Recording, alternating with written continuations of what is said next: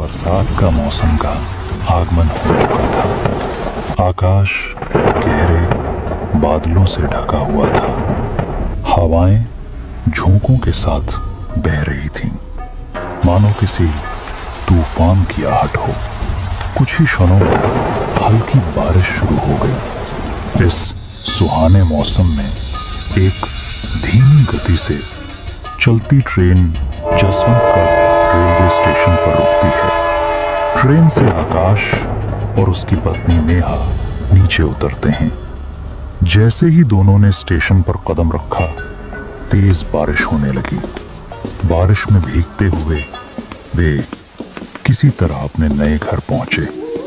घर एक सुनसान जगह पर था, जहां आसपास कोई नहीं था। गांव के दूसरे घर उस मकान से बहुत दूर थे। घर की हालत बहुत खराब थी, मानो वो सदियों पुराना हो और उसमें कोई रहता ही ना हो। दीवारों पर दरारें थीं और घर वीरान लग रहा था। इस घर को देखो, कितनी वीरान और अकेली जगह पर है। दूर दूर तक कोई भी इंसान नजर नहीं आ रहा। ऐसा लगता है जैसे ये सालों से किसी का इंतजार कर रहा हो। आसपास कोई भी नहीं, बस गहरी खामोशी है। मुझे भी लग रहा है कि जगह थोड़ी सुनसान है, पर चिंता मत करो। मैं एक बार बड़े साहब से बात कर लूंगा, शायद मुझे कोई दूसरा घर मिल जाए। अभी यहीं रहते हैं। बहुत तेज बारिश हो रही है। अगर हम बाहर रहें तो बीमार पड़ जाएंगे और मुझे सुबह ऑफिस भी जाना है। चलो अभी इसी घर में रहते हैं। आकाश दिल्ली के रहने वाले थे। उन्होंने नौकरी पाने के लिए बहुत मेहनत की और आखिरकार उन्हें नौकरी मिल ही गई। शहर से बहुत दूर उत्तर प्रदेश के जसवंतगढ़ गांव में आकाश ने अपनी पत्नी के साथ इस घर में रहने का फैसला किया। दोनों बहुत थके हुए थे और जैसे ही उन्होंने बिस्तर देखा, वे सो गए। आधी रात हो चुकी थी। बारिश रुकने का नाम नहीं ले रही थी। आसमान में बिजली कड़की, जिसकी चमक से नेहा की आंखें खुल गईं। उसने चारों ओर देखा और उसे याद आया कि वो इस सुनसान घर में है। बड़े साहब ने हमें ये कैसा घर रहने के लिए दिया है? यहाँ तो कोई आता जाता भी नहीं है। ऐसा लगता है जैसे हमें दुनिया से दूर इस सुनसान जगह पर छोड़ दिया गया हो। आसपास एक भी घर नहीं है। अगर कभी कुछ हो गया तो मदद के लिए भी कोई नहीं होगा। ये तो कोई रहने की जगह ही नहीं है। यही सब सोचते हुए उसकी नजर खिड़की से बाहर गई। बाहर मूसलाधार बारिश हो रही थी और उस अंधेरी रात में एक पेड़ अजीब तरह से चमक रहा था, मानो सारी बिजली उसी पर गिर रही हो। बिजली की चमक में उस पेड़ के पास नेहा को कुछ दिखाई दिया। वो बिस्तर से उतरी और खिड़की के पास गई। बाहर अभी भी तेज बारिश हो रही थी और सिर्फ उसी पेड़ पर बिजली गिर रही थी, लेकिन उसे वहां और कुछ नहीं दिखा। लेकिन मुझे वहां कुछ दिखा। वहां कोई था। उस पेड़ पर कोई इंसान की तरह बैठा था। क्या ये मेरा भ्रम हो सकता है? हाँ, ये भ्रम ही होगा। इस वक्त वहां कौन बैठेगा? शायद थकान की वजह से मुझे ऐसा लगा होगा। अगली सुबह आकाश ने अपने बॉस से बात की। बॉस, ये घर बहुत सुनसान जगह पर है। आसपास कोई घर नहीं है। क्या आप हमारे लिए कोई दूसरा घर दिलवा सकते हैं? दरअसल मेरी पत्नी गर्भवती है। अगर आसपास कोई घर होगा तो वो भी खुश रहेगी और मुझे भी कम चिंता होगी। ठीक है मिस्टर आकाश, चिंता मत करो। मुझे 2 दिन का समय दो। मैं जल्द ही तुम्हारे लिए दूसरे घर का इंतजाम कर दूंगा। आकाश वापस आया। क्या हुआ? बॉस ने क्या कहा? क्या घर का इंतजाम हो जाएगा? हाँ, हो जाएगा, लेकिन इसमें 2 दिन लगेंगे। क्या हमें 2 दिन इसी घर में रहना होगा? सुबह से ही मन घबरा रहा है। मुझे डर लग रहा है, पर अब आपको ऑफिस काम पर जाना ही होगा।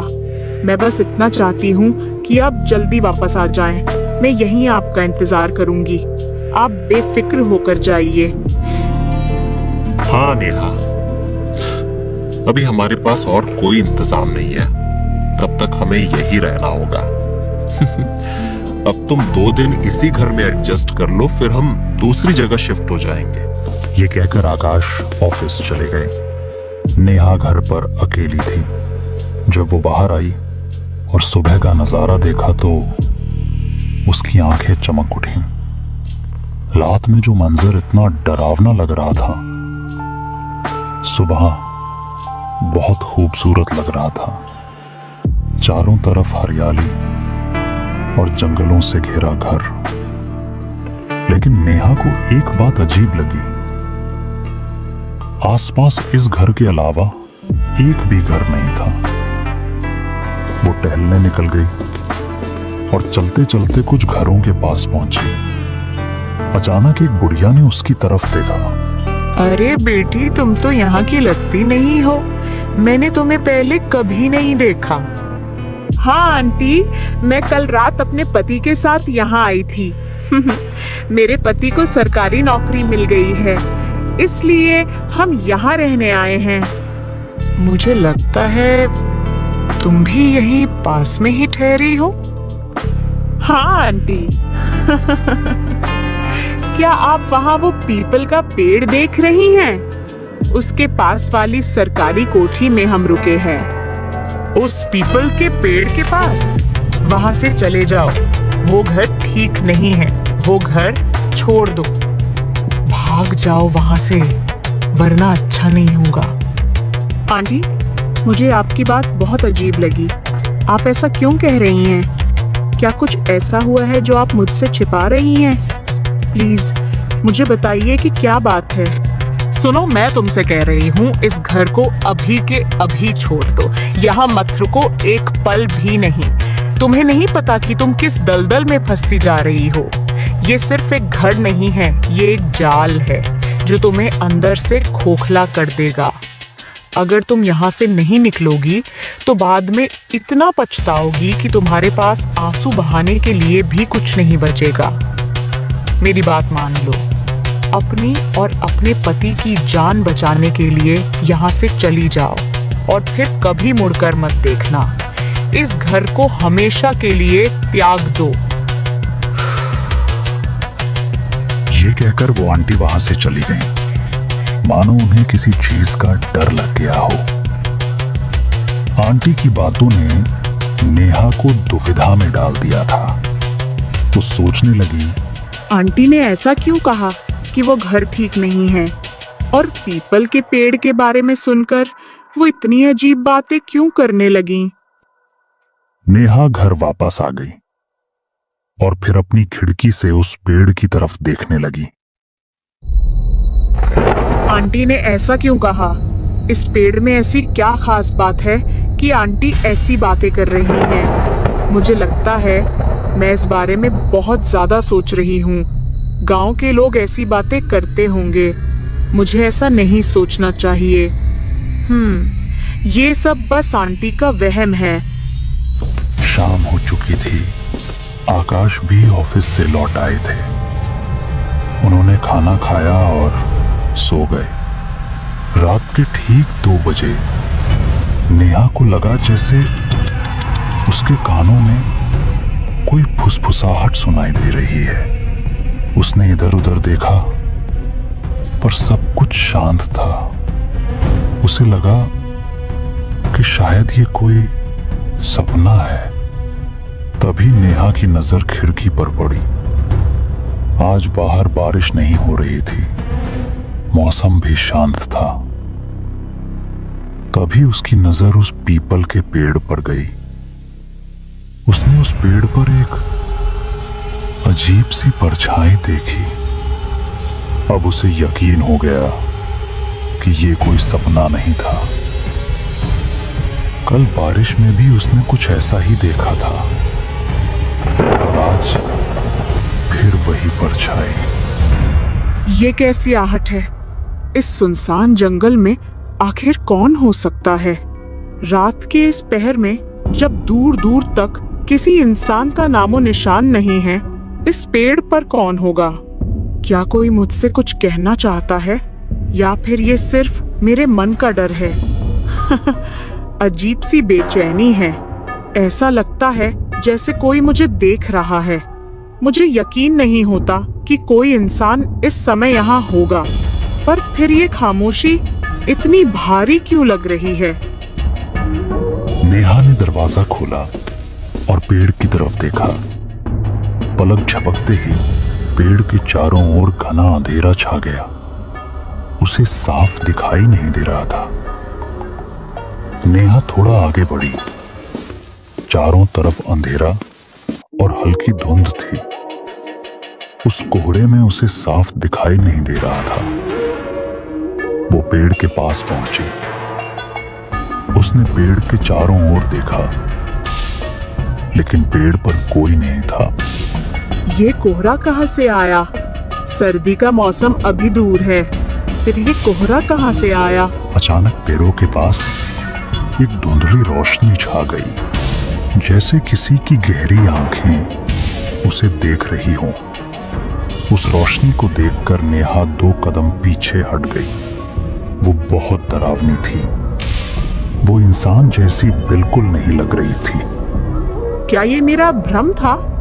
पर एक भ्रम 2 बार कैसे हो सकता है? ये एक अजीब रंग का प्राणी था जिसे इंसान नहीं कहा जा सकता। तो ये क्या है? मुझे घर जाना चाहिए। मुझे यहाँ अच्छा नहीं लग रहा। नेहा की सांसें तेज हो गईं। वो पलटी और तेज कदमों से घर की ओर चलने लगी। अचानक उसे लगा जैसे कोई उसका पीछा कर रहा है। नेहा बहुत डरी हुई थी। वो चीखना नहीं चाहती थी। उसने चीखने की कोशिश की, पर जैसे उसकी आवाज दब गई हो। वो घर में घुसी और दरवाजा अंदर से बंद कर लिया। वो चुपचाप बिस्तर पर लेट गई। मुझे लगता है कि वो पेड़ ठीक नहीं है। उस पेड़ में कुछ गड़बड़ है। हो सकता है पेड़ पर कोई भूत हो। तुम क्या कह रही हो नेहा? भूत प्रेत वगैरह तो कुछ भी नहीं है। तुम ऐसी बातों पर कैसे यकीन कर सकती हो? तुम तो पढ़ी लिखी लड़की हो। देखो नेहा, तुम थकी हुई हो, इसीलिए ऐसे सपने आना संभव है। ये कोई सपना नहीं था। वहां कोई था। मैं यहाँ नहीं रह सकती। कृपया यहाँ से चलो। हम कहीं और रहने का इंतजाम करते हैं।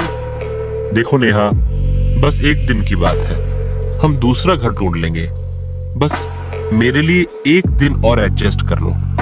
कल हम कोई दूसरा घर जरूर ढूंढ लेंगे। आप समझते क्यों नहीं? हम इस घर में नहीं रह सकते। यहाँ हमारी जान खतरे में है और हमारे बच्चे की भी। जरा सोचिए। मैं समझ रहा हूँ नेहा, पर तुम्हें भी तो समझना चाहिए कि मैं क्या कह रहा हूँ। मैं क्या देखूं? यहाँ बहुत तनाव है और तुम मुझे यहाँ दुविधा में डाल रही हो। मैं कह रहा हूँ बस एक दिन की बात है। तुम किसी तरह एडजस्ट कर लो प्लीज नेहा, मेरे लिए। नेहा आगे कुछ नहीं कह सकी। आकाश के इन शब्दों ने मानो उसकी आवाज दबा दी। आकाश अपने ऑफिस चले गए। वो शायद थोड़ा परेशान था। नेहा भी बहुत उदास लग रही थी। वो अपने दरवाजे पर बैठ गई और उस पीपल के पेड़ को निहारने लगी। पता नहीं क्यों ऐसा लगता है जैसे ये पेड़ जिंदा है। ये भी हमारी तरह सांस ले रहा है। पता नहीं क्यों मुझे इस पेड़ से एक अजीब सा डर लगता है। पता नहीं हमें दूसरा घर कब मिलेगा। शाम हो चुकी थी। आकाश घर लौट आए थे। उन्होंने नेहा को पुकारा और उसने कोई जवाब नहीं दिया। नेहा कहाँ गई है? वो तो हमेशा घर पर ही रहती है। वो कहाँ गई होगी? वो अंदर वाले कमरे में गए, लेकिन नेहा कहीं नजर नहीं आई। तभी उनकी नजर खिड़की की तरफ गई। पीपल के पेड़ के पास नेहा को देखकर आकाश की जान में जान आई। नेहा, तुम वहां क्या कर रही हो? घर आओ। आकाश की बात का कोई जवाब नहीं आया। आकाश ने फिर पुकारा, नेहा, मैं तुम्हें बुला रहा हूं, इधर आओ। ये कहते हुए आकाश ने नेहा की तरफ देखा, लेकिन उसने कोई जवाब नहीं दिया, मानो उसने कुछ सुना ही ना हो। नेहा, मैं तुम्हें बुला रहा हूं, इधर आओ। नेहा, मैं तुम्हें कब से बुला रहा हूं, तुम यहाँ क्या कर रही हो? हाँ, तुम कब आए? नेहा, मैं तुम्हें कब से बुला रहा हूं, तुम यहाँ क्या कर रही हो? हाँ, मैं तो बस खुली हवा में टहल रही थी। चलो अंदर चलते हैं। नेहा, बस एक दिन की बात है। मैंने अपने बॉस से बात कर ली है, हमें 2 दिन में दूसरा घर मिल जाएगा। ये ऑफिस की ठीक बगल में है और आसपास कई घर हैं, तो तुम्हें वहां रहने में कोई दिक्कत नहीं होगी। ये कहते हुए आकाश ने नेहा की तरफ देखा, लेकिन उसने कोई जवाब नहीं दिया, मानो उसने कुछ सुना ही ना हो। नेहा, तुम ठीक तो हो? हाँ, मैं ठीक हूँ। तुम वहां क्या कर रही हो? सो जाओ, ज्यादा काम करना तुम्हारी सेहत के लिए अच्छा नहीं है। चलो, थोड़ा आराम कर लो। ठीक है। नेहा भी सो गई। आज मौसम साफ था। रात के 3 बज रहे थे। अचानक एक जोरदार बिजली का झटका लगा। आकाश की आंखें खुल गईं। उसने चारों ओर देखा, नेहा वहां नहीं थी। उसने फिर खिड़की की तरफ देखा। बाहर का मंजर देखकर आकाश हैरान रह गया। नेहा एक पीपल के पेड़ पर बैठी थी और वो पेड़, लेकिन नेहा वहीं बैठी रही। ये नजारा देखकर आकाश की आंखें खुली की खुली रह गईं। आकाश दरवाजे पर आए। दरवाजा पहले से ही खुला था। उसने फिर पेड़ की तरफ देखा, लेकिन ये क्या, पेड़ पर कोई नहीं था। ये देखकर आकाश और भी डर गए। एक बार जब उन्होंने अपने कमरे की तरफ देखा तो वो मंजर और भी डरावना था। आकाश ने देखा कि नेहा उनके बिस्तर पर लेटी हुई थी। उन्हें कुछ समझ नहीं आया, क्या हो रहा है। एक बार तो उन्हें लगा कि वे कोई सपना देख रहे हैं। आकाश बहुत उलझन में थे। उन्होंने दरवाजा बंद कर लिया और अपने बिस्तर पर सो गए। थोड़ी देर में आकाश गहरी नींद में सो गए। तभी उन्हें ऐसा लगा जैसे कोई उन्हें घूर रहा है। वो असमंजस में पड़ गए। ये सपना है या सच? जब आकाश ने आंखें खोली तो उन्होंने देखा कि यह सपना नहीं बल्कि सच था। नेहा उनके सामने खड़ी थी। उसके पेट और हाथों पर खून लगा था। उसकी आंखें अजीब लग रही थीं, मानो वो नेहा नहीं, कोई खून का प्यासा जानवर हो या कुछ और। ये देखकर आकाश का दिल धड़कना बंद हो गया। उन्होंने जोर से चीखने की कोशिश की, लेकिन उनकी आवाज अंदर ही दब गई। आकाश का पूरा शरीर अकड़ गया। वो हिलने दुलने की हालत में नहीं थे। तभी जलते हुए दिल के साथ वो बिस्तर से नीचे गिर पड़े, मानो उन्हें दिल का दौरा पड़ गया। सुबह सुबह आकाश के घर के पास भारी भीड़ थी। अंदर का मंजर बहुत ही भयानक था। नेहा का शरीर खून से लथपथ था और आकाश उसके बगल में लेटे हुए थे। उनका शरीर नीला पड़ गया था, मानो किसी ने उनके शरीर से खून चूस लिया हो। ये उन्हीं लोगों का काम है। उनकी हालत तो देखो, उन्हें यहाँ आना ही नहीं चाहिए था।